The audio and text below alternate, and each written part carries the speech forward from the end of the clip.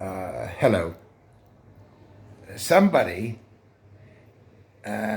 somebody smart and thorough and organized, intellectually organized, and a bit with the ability to do a little bit of research and reading and write footnotes and all that, ought to write a book about the central symbolic importance of Disney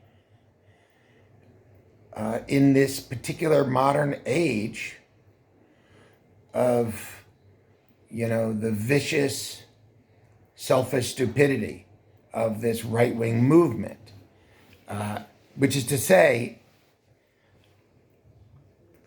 there's a strange coincidence, or more than a coincidence, recently, with Disney being, against its will, publicly involved in ridiculous political gesture. We have Ron DeSantis, who decided to try to bully and intimidate the Disney Corporation in Florida when they took steps to counter some homophobic actions that were taken by the Florida government. And instead of realizing, that Disney had tremendous cultural importance as well as economic importance in Florida and is beloved by children and all adults who grew up with it. I am not really among those people, but there are legions of people. I mean, I, of course, like all Americans, know Disney from, well, for me, it was Fantasia as an old teenager, going to the midnight show and smoking cannabis and enjoying Fantasia, completely unaware of the fact that Fantasia was, in fact, not just trippy and a secret, delight to people like us who were attracted to the hallucinogenic, but in fact that Fantasia had been a very ambitious project, pretentious project of Disney, which he had poured all of his energy into and was received rather mildly or coldly, whereas the film that had been neglected in production, Dumbo, was a fabulous success and carried the company that year. At any rate, think of the hundreds of millions of children, billions of children around the world over the decades who have enjoyed Disney.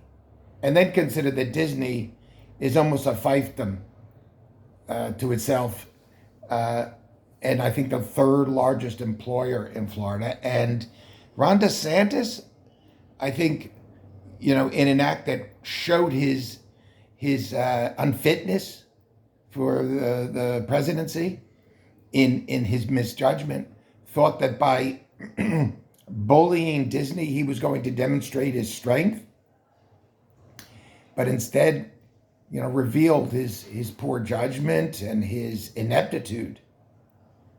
Well, this is all obvious enough to everybody, but this week in Great Britain, we have this Home Secretary, Robert Jenrick, a miserable mediocrity as part of the legions from the Johnson group.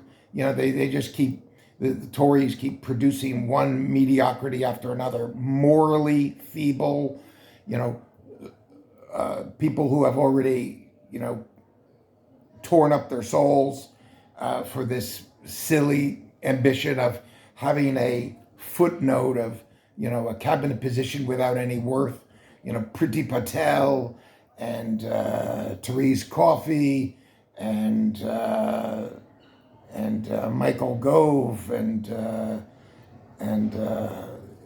all these other people who just carry on in some absolutely inept way. And now we have this guy Jenrick who ordered the painting over of cartoon characters in a juvenile detention center for refugees. And one of the murals were Disney characters. So you see, there's an artistic power to this. It's a metaphor, isn't it? So painting over Disney characters. you know, painting over joy, the slap in the face, power of these cruel, stupid people. But not so stupid necessarily. If we think about the film The Pianist and how the father is walking on the sidewalk and doesn't properly salute an SS officer who slaps him across the face. Slaps him across the face. That's what they do. Painting over the Disney mural is this atrocious act, which is meant to get everybody accustomed to atrocious acts, cruelty, and, just ruthlessness, mild, lazy kind of savagery. They got a long way to go in Great Britain. It's not Nazi Germany. And they haven't had 10 years. Well, they've had 13 years, but they haven't been up to this for 13 years.